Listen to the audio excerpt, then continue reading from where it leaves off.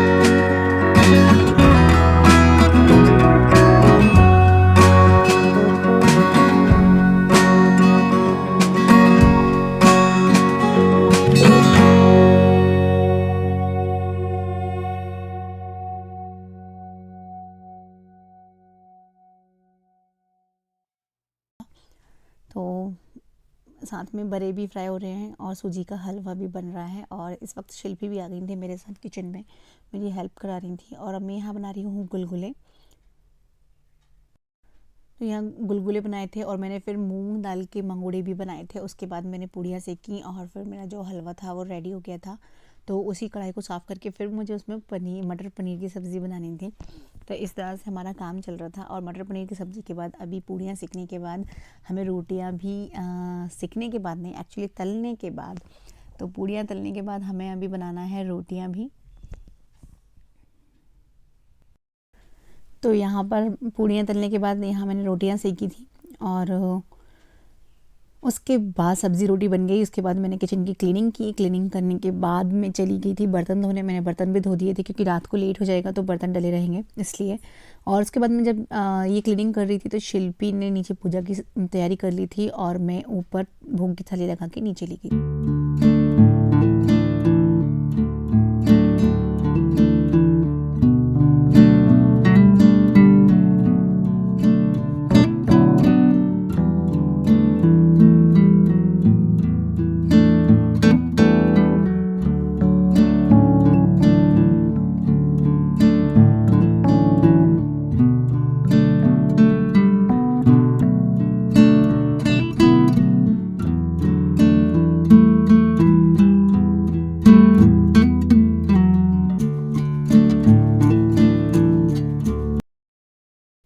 पर पूजा का शुभारंभ हम कर चुके हैं और मम्मी जी, मैं और शिल्पी हम तीनों ने बैठ के पूजा की। और मम्मी जी करवा चौथ के साथ जो चौथ होती है 12 महीने की, वो भी रखती हैं। तो हम लोगों ने 5 कथाएं होती हैं, तो वो 5 कथाएं की पूरी।